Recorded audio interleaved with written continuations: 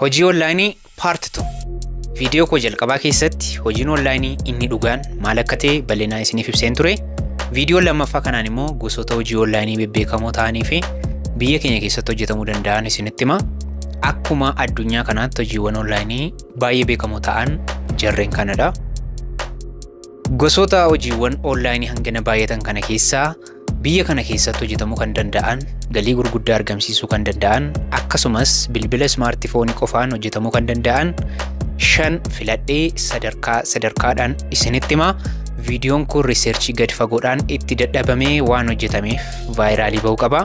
Kanaafuu sekeendii 5 fayyadamaati. Follow, like akkasumas si'a 5 copy linkii naaf godha.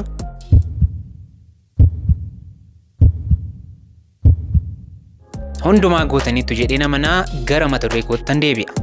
Hojii onlaayinii galii guddaa argamsiisanii fi bilbila smaartifoonii qofaan hojjetamuu danda'an 5 ani filadhe keessaa sadarkaa 5ffaa kanan kenneef dijiitaal maarkeetingiidha. Sadarkaa 4ffaa kanan kenneef firiilaansingiidha. Sadarkaa 3ffaa kanan kenneef creatives and artists. Sadarkaa 2ffaa kanan kenneef teaching and coaching.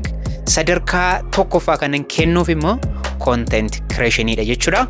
Jarreen kun 5 isaaniiyyuu bilbilaa fi intarneetii qofaan hojjetamuu kan danda'anidha.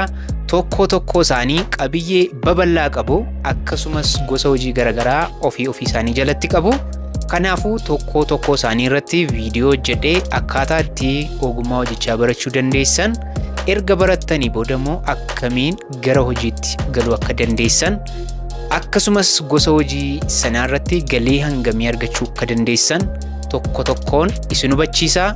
Viidiyoon itti aanu akka isiniif dhufuuf follow godhaa. Yeroo gaarii qabaadhaa.